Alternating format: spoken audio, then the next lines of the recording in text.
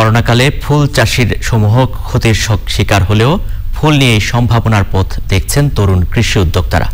ফরিদপুরে খাদ্যশস্যের মাঠে রীতিমতো পলিনেট হাউস করে জারবেরা, চন্দ্রমল্লিকা সহ বিভিন্ন ফুলের আবাদ করেছেন এক উদ্যোক্তা।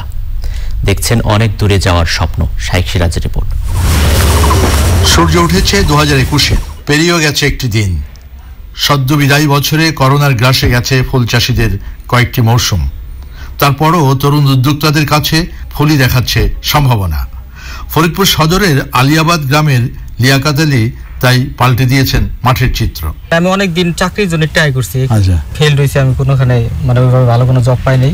বাসায় থেকে ওই বড় ভাইদের মাধ্যমে কিছু টাকা পয়সা নিলাম, নিয়ে তারপরে এই ব্যবসায়। লিয়াকত বলছেন, লেখাপড়ার সর্বোচ্চ সিঁড়ি ডিঙিয়ে মাঠে ফেরার পেছনের মূল অনুপ্রেরণা টেলিভিশন।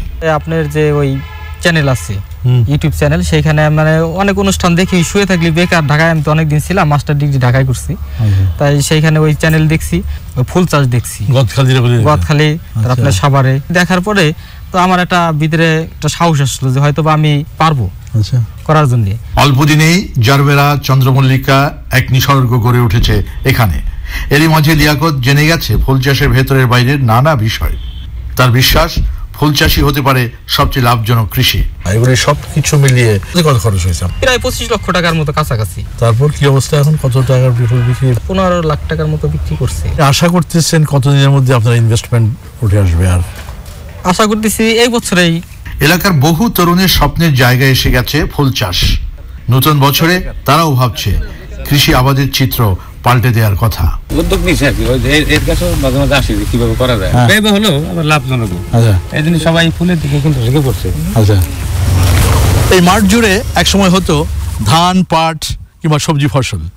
প্রচলিত সেই কৃষি প্রথাকে শিক্ষিত তরুণ লিয়াকত আলী ভেঙে উৎপাদন করছেন চন্দ্রমল্লিকা, জারবেরা, গোলাপের মতো বাণিজ্যিক ফুলের চাষ, যা আগামীতে এই এলাকার কৃষি চিত্র পাল্টে দিতে পারে।